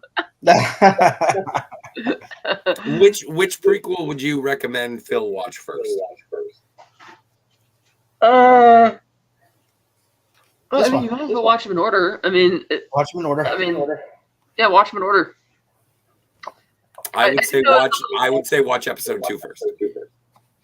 As a little kid, it didn't occur to me from watching episode 1 for the first time that Anakin and Padme were going to hook up, because to me it seemed like the age gap was a lot bigger, because I didn't realize that she was supposed to be 14, even though she was 16 when she was 17 when she was in that movie. But she looked a little older to me, and so I didn't like the idea that those two would ever become romantic. Like, that didn't occur to me at all until I started seeing the previews for episode 2. So here's something I've had for a long time. It's I don't know if you guys can see that. Oh, Star Wars Fall of the Republic. Oh, nice. Yeah. Oh, nice. script. Nice. Should probably read this. What is that from? Star Wars 3: Follow the Republic, story treatment by John L. Flynn. It talks about Chancellor Valorum. What an underused character. Been a long time since I read this. September 6th. Sorry, Kat, we're getting echo through your end.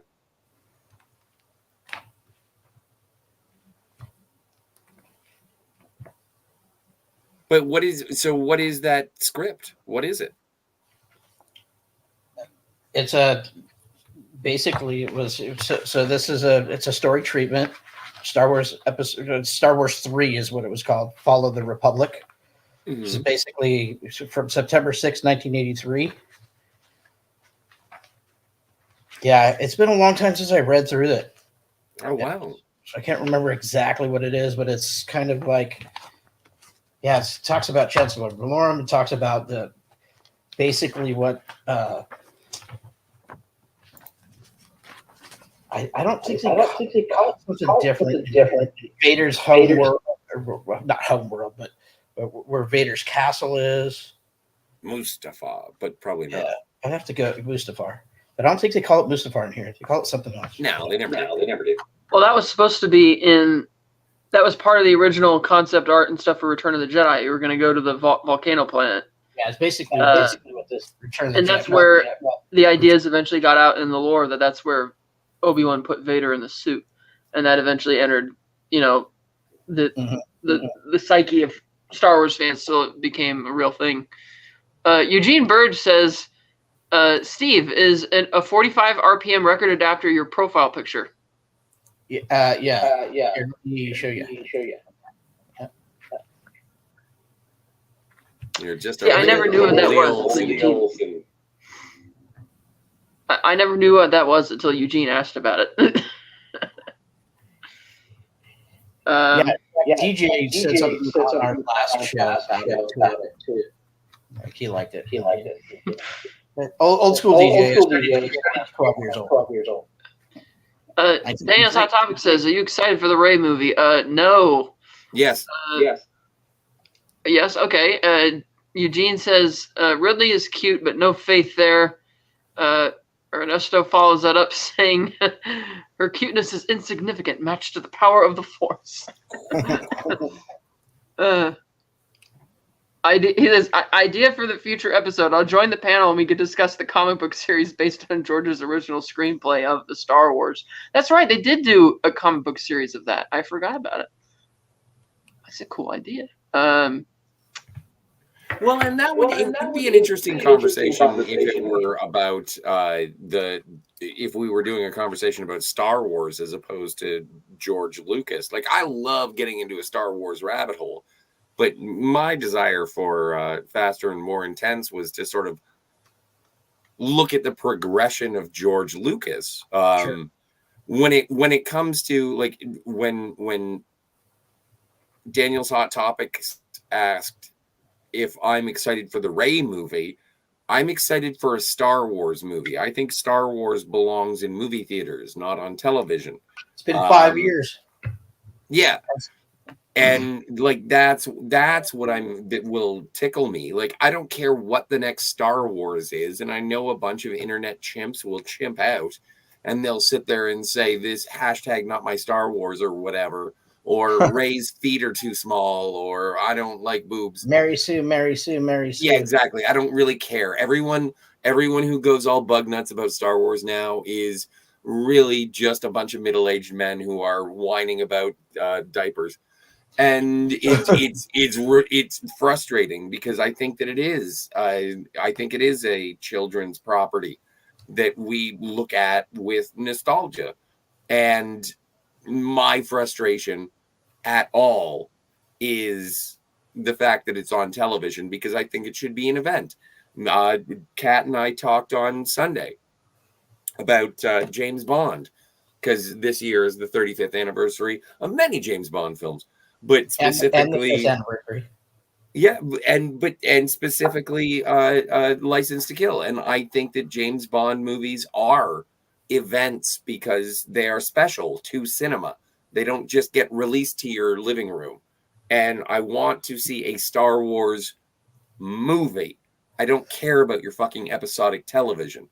And I don't know that I'm excited for the Rey movie, but I can't wait for another. I can't wait for another Star Wars. So I like that. I think James Mangold's Star Wars movie is the one I'm looking forward to the most. Sean Levy obviously will do a good job with whatever he's going to do. I like the Dawn of the Jedi, James Mangold idea. I think that's smart. I think it's smart to go back and play in a time that has no connection to any of the eras or the trilogies that we've gotten so far. So I'm excited for that. I think if they do the Rey movie right, which I don't really have a lot of faith in, to tell you the truth, that they're going to, but if they do it right, it could be really awesome.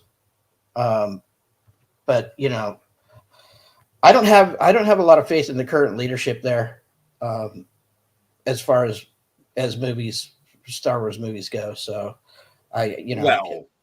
first things first. I want to get the Kathleen Kennedy swimsuit calendar, and I'm looking forward to it. And in terms of the Rey movie, I think that the thing that will be most frustrating for everyone except me is they will do for Rey what everyone wanted to be done with Luke. So all of the reverence of being the Jedi professor, that's what they're going to do for Rey. Everybody and half of the fandom is going to be pissed because it wasn't Luke and it was her. And it'll be my second hot toy. But I don't think buy me She-Hulk. Second hot toy is going to be Rey. I don't think that's going to be the next movie. I do believe we're going to get The Mandalorian and Grogu. Oh yeah, that makes sense, man. Is that going to be the next one? I think so. That'll be first, and then so I think we'll go December and then May. So we'll go December. December will be The Mandalorian and Grogu. Yeah, and then we'll have the Rey movie, and then who knows what after that. Daniel says it would be awesome if they got Force Ghost Luke in the Rey movie. That would add so much more value. What do you think? No, I mean I get the sense that Mark Hamill's done with it. I don't know. Maybe they got along so well, though. I think that would be if he's down to do it. I think he'll do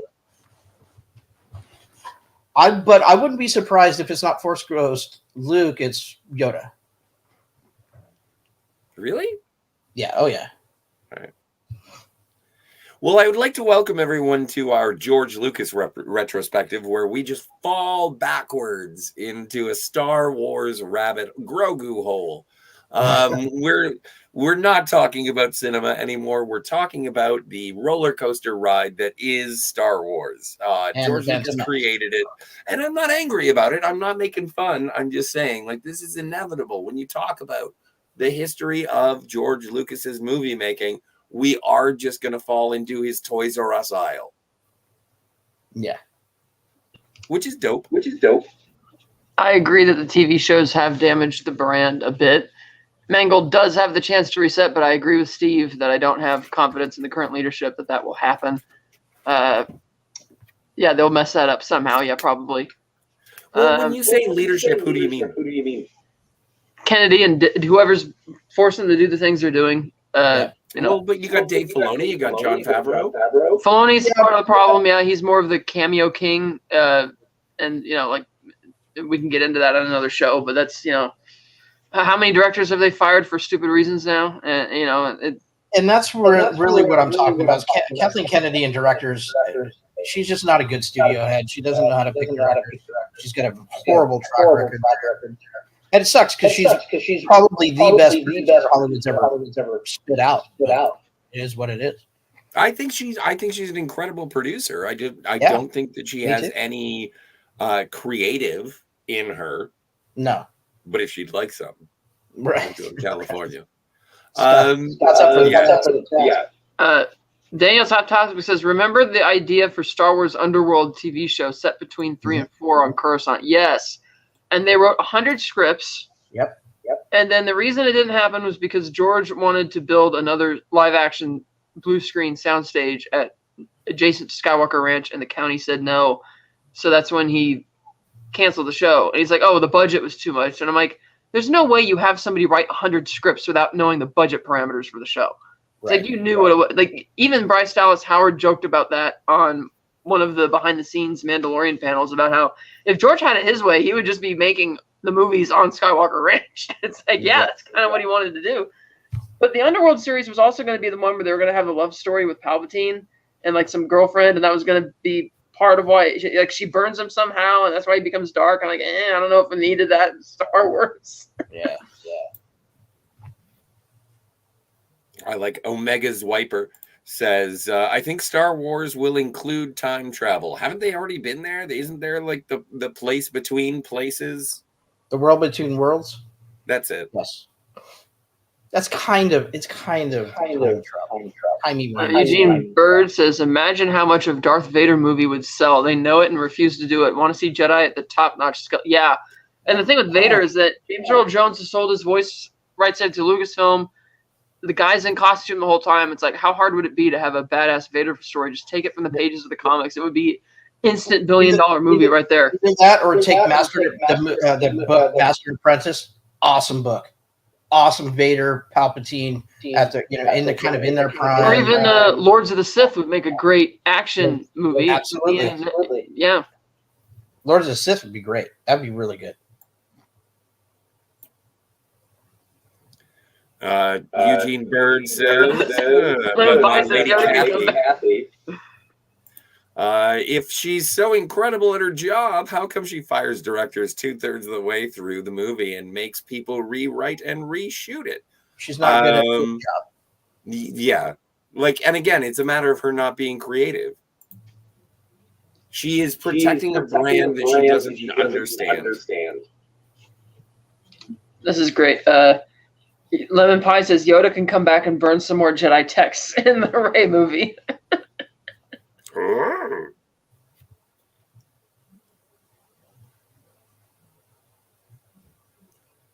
Excuse me for one moment. Eugene says, I don't think that George evolved, but I'm good with that. I mean, it's like a filmmaker, I think he, in a sense, got worse after his first 3 because he took 20 years off between filming. Right. And we know how much he hates writing because he'd be the first one to tell you that. But I also noticed that the production, like the film schedules for each of these movies was really short, like 3 months, 2 or 3 months tops, which is incredibly fast for films of these size and scope. I wouldn't be surprised if they were practically printing rehearsal takes. I remember there was a behind the scenes, Rick McCollum, the producer on the prequels, was giving a behind the scenes tour. I think it was during episode 3. He was showing Padme's apartment set. A lot of scenes are shot in there. He's like, oh, wow, we just got this set finished. It's beautiful. Oh, I'm so sorry. We're going to have to tear it down after lunch. And I'm like, wait, what? Like, you just built this set that you're going to be using for, God, what is it, like 3 major scenes in the movie, and you filmed it all before lunch. It's like they're just racing through it. And it's like, they'll tell you the first rule on a movie set is that all of the money that is going to be spent for the day is already spent before you wake up in the morning. So take all the time you need. There's no need to rush it. So, but it just feels, and this goes back to American Graffiti, where George would kind of do the opposite. If somebody screwed up a take, he would print the screw up because he thought it felt more authentic. Right. And so here it's kind of like the opposite, where he's printing the early. It's like we gotta get out of here because he just wants to get back to Skywalker Ranch, to get back to in the editing room with the movie. So that's kind of, if that's what you mean, Eugene. We hadn't really evolved much. It's kind of the same sort of.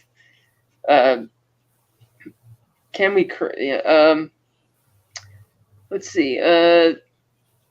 Daniel's Hot Topic says the world between worlds is kind of time travel, but it's more like the sacred timeline of the MCU. It's more of branching realities and parallel universes. Right. Yeah, I mean, I always interpreted the world between worlds to be like, yes, you're stepping outside the space-time continuum, but I didn't think they were never showing multiple realities. It was different points along the same timeline that you could, but it's still the same time. Like, you're not jumping into parallel realities necessarily. And we did see that it didn't create realities, because you have that scene, of course, at the end of Rebels Season 2 where they left it on a cliffhanger whether Vader killed Ahsoka or not, and then you find out in Season 4 that Ezra reached in from the world between worlds and saved her, but that didn't create another reality. It was the same timeline. Same timeline. Yeah. That's a good point, Ernesto. If George really wanted to, he could have shot a pilot plus 10 other episodes and see which network would want it. If not, at Fox, the drive wasn't there. That's true, because he wanted to have total control over it on his own at the ranch, and then when that wasn't going to happen, he just was something. Omega Swiper says, time travel gives us something to go into stories, and light speed can do time travel right. It's very lazy writing. Yeah, it's been done a lot, and if you do the same thing all the time with it, like if you introduce, like, having fights with your past selves, making joke at your past selves' expense, or using it as a crutch to solve unsolvable problems. Exactly. Like, that was my biggest problem with Avengers Endgame, is that, okay, you have this beautiful ending in Infinity War, and they came up with like the easiest, cheapest way. We'll just steal some stones from other timelines and I'll do it. And it's like, I don't care what you call it. If it's not traditional time travel, it's still the same time travel conceit. And I'm just not a fan of that. Any problem can be solved. It's just kind of lazy. Whereas in arguably the best time travel stories of all time, Back to the Future, time travel creates all the problems as opposed to solving them, which is why you have good, much better storytelling there. Ernesto says, at the risk of splitting hairs, I don't see that as traditional time travel. Dimension hopping, sure, but you could easily make a story element where only a select few can access it. Sidious could. Okay, that's fair. Dimension hop, I guess so. I don't think it was dimension. Like you said, I think it's a pocket universe outside of time. Yeah, but it leads you to separate points in time in the same timeline. Right? That's why Ezra could go back to time and see Ahsoka. And they did do a very good job at making the world between worlds a very difficult place to access in Season 4 of Rebels. Yeah. It wasn't just which is why I'm completely mind boggled as to why in the Ahsoka show you fall off a cliff and you suddenly get transported. It's like that appearance of the world between worlds in that show felt very forced to me, because it was like fan service. Oh, look at this Clone Wars stuff in live action. Like, it didn't move the story forward. It's like, really, we only got 8 episodes and we're gonna burn one just doing this? But it's like, I like that. I can't get into that. I thought it was awesome, but I think he did a good job of keeping it. Not letting the audience know whether that was real or just in her mind. So I don't know if she was actually in the world between worlds, or if this was a forced dream that she was having when she was underwater. It's kind of ambiguous in that way.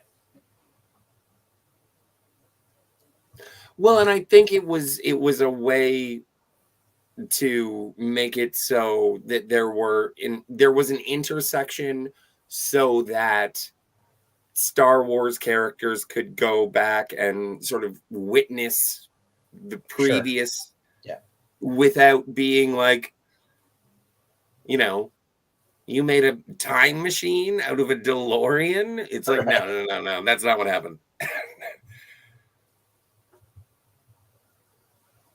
But okay, so, and I want to get into the Star Wars rabbit hole. I feel like I'm sounding like a wet blanket by not wanting to get into the Star Wars rabbit hole. But if you are to look at what we have discussed so far when it comes to THX 1138, American Graffiti, Star Wars, and then Star Wars Episode 1 of Phantom Menace, this is the worst one, right? Yes. Out of the 4, yes. Of the 4 that we've looked at so far? Yes. Of George Lucas's? Yeah. I mean, I enjoy it more than THX 1138. THX is more of an artistic film. Gotta have patience with it. But this one, I enjoy it more because there's more highlights. Like, because there is still a story there. Yeah, they don't do the best job of telling the story, but it still has a solid beginning, middle, and end. THX is the better movie, obviously. But American Graffiti better than all those for me, and then of course the original Star Wars better. But we haven't We haven't what? We haven't got to next week yet.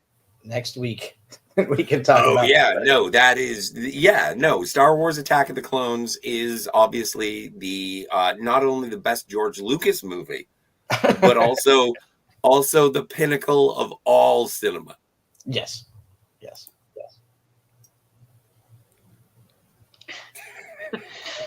Ernesto says, so what you're saying is when you don't give people a blank check, they make better movies. Shocking. Right? Yes, that's true. Because that's the thing. That's kind of what time travel is. It's like, oh, if we can throw whatever bad idea we want because we'll just use time travel to retcon it, or, that's why I was really nervous when they first introduced the World Between Worlds, because it's like in a less responsible leader's hands, this could just be used to retcon a bunch of crap, like if you gave it to a bunch of fanboys or whatever, whereas Filoni so far has been somewhat responsible with it, but I'm still not exactly sure what its overall purpose would be. So far, the only thing it was used for in Rebels really was for saving Ahsoka. Yeah. And then, Sidious tries to access it and Ezra stops him, but that's something that actually doesn't happen. So it's like, will it be used for anything more substantial? Will we learn more about it? Does it really mean anything? We don't really know yet. And I'm kind of intrigued that they didn't spoil everything about it right off the bat, because Rebels ended quite a long time ago, and there's still big mystery as to what that was all about. I loved Rebels. I'm still scrambling to find out why I should care about Rebels. So good. The first season was tough to get through. Second season was better. Third season was as good as season 2, I think. But season 4, at least the second half of season 4, feels like a 3-hour Star Wars movie and one of the better ones. Like, wow. Like, it would have been awesome to see that in live action. Totally. Well, and I think during the pandemic, they were doing on a Star Wars channel, and it was like Sam Witt, the voice of Darth Maul in the Clone Wars. Cat knows. Sam, I want to say Witwicky, but it's not Witwicky. Maybe if you'd stop muting my mic, you could tell me. Or I could tell you. It's because of the echo, yo. There's an echo on your end. I'm muting it for, everyone's pleasure. There's no echo. Let's see. Whitwer, I told you like 5 times already. Sam, well, your mic was muted. Well, that's your fault. No, it's your fault. You have an echo. No, you did it. Eugene Bird, which is your fault for showing up late. Eugene Bird says World Between Worlds is a lot. It wasn't echoing before you showed up, Scott.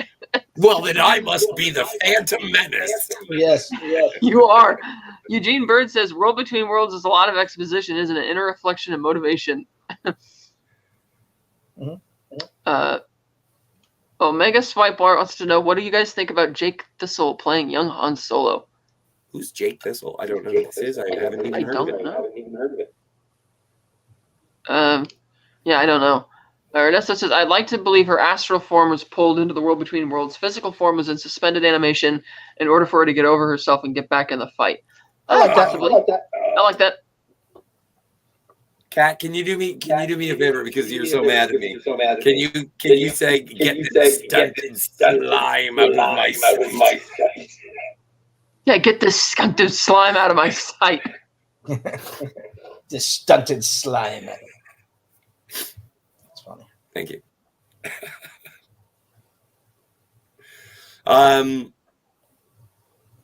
Omega's Wiper says Jake is Thistle is a young singer who looks like young Harrison Ford. I know a guy who is absolutely 100% certain that there's like a voice actor who should play Han Solo.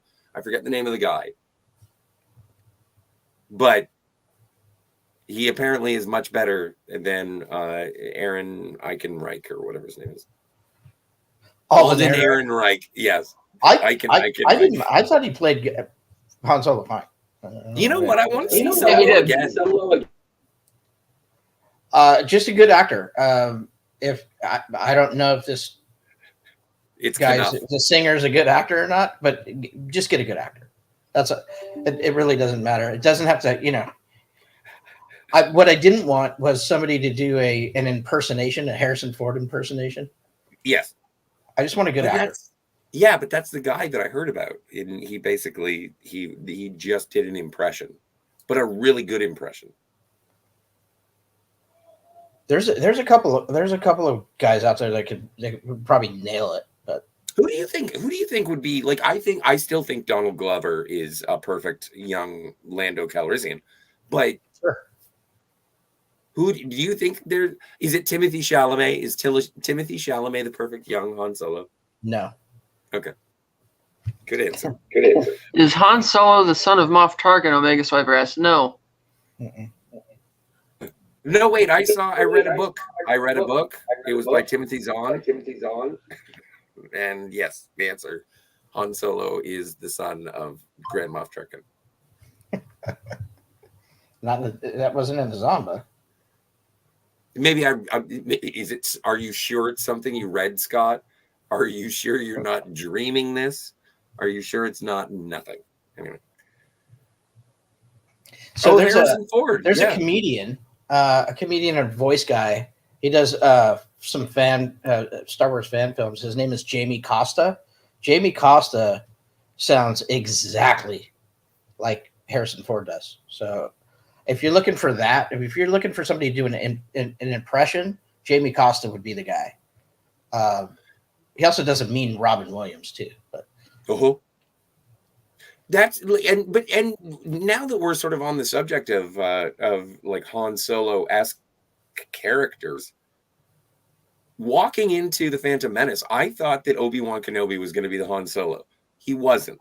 Obi-Wan Kenobi was Luke, and Qui-Gon Jinn was the Han Solo character, and that is why he was Han Solo and Obi-Wan from the first movie rolled into one, and I loved him.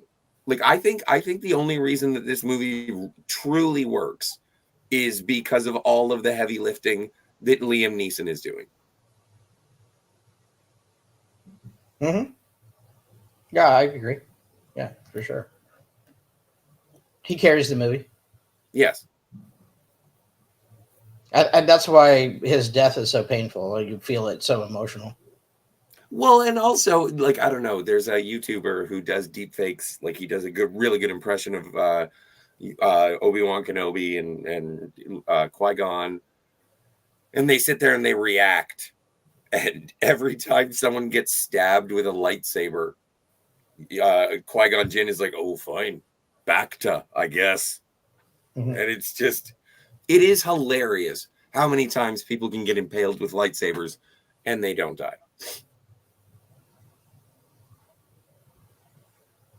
Oh my God. Kat is muted, but I hoped she was roaring, not yawning. Anyway. So there's always a bigger fish. Big uber fish. Is that not the worst piece of filler that you ever sat down to see? When you watch the same action sequence play out twice in a row. Yeah. Yeah. It's the worst part of the movie. That sequence is horrible. Yeah. Didn't like it. Any time I saw it. No, and I'm sorry I'm taking a pause here. I'm trying to find another. I'm trying to go through my Star Wars Rolodex and say what's worse than the underwater, like the planet core. What's worse than the planet core? And the only thing I can think of is when they're on shit. What am I thinking of? I'm trying to think of the name of the big weird monster that's on the. Is it a Wampa? No. Is it a Rancor? In the JJ movie, in the goddamn my brain just getting. Oh, the Star Trek 2009 when they go to the cave. Yes, but the Star Wars version. Yeah. Yes, this is the Star Wars version of that. Yeah. So with the God, what the fuck is the name of that thing? Take your time, yo. No one's watching.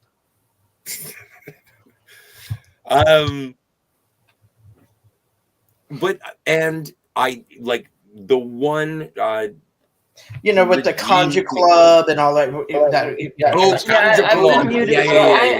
I've been muted, so I haven't been able to say it, but I've been saying it 10 times already. It's Ratcars. Yeah.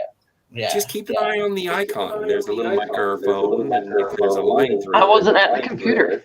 Oh well, no, that's fine. That's fine. Well, who am I going to complain to? Jesus, I showed up late. Right. But I love the Conja Club. I thought that was weird. Why didn't they come back? It's horrible. I like the Conja Club. That's stupid. That whole sequence is stupid. What are they called? Rapnars?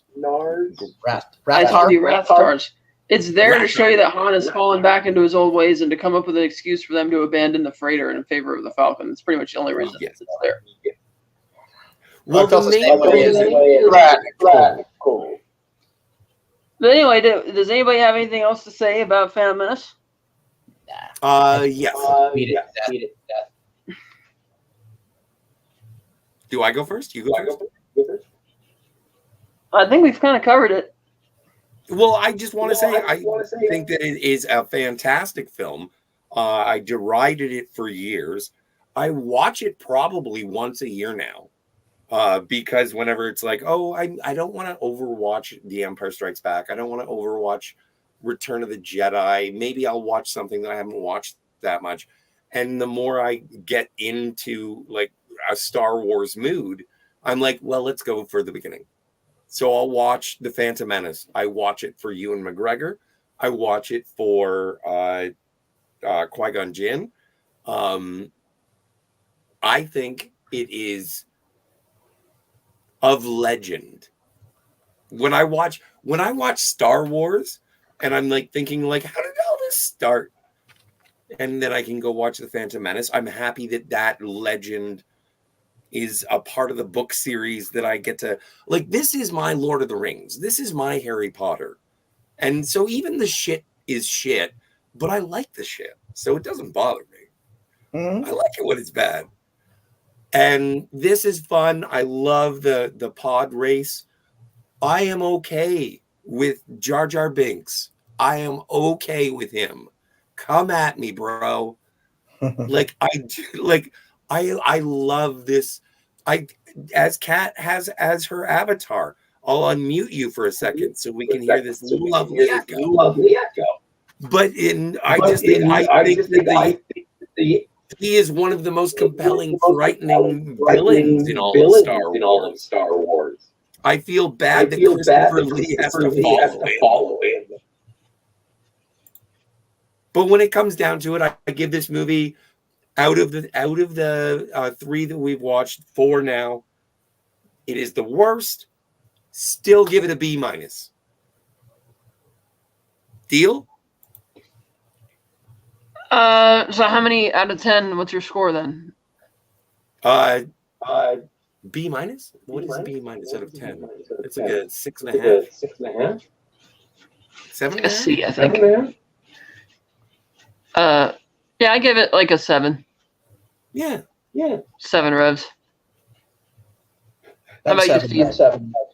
All right. I give it 12 acolyte.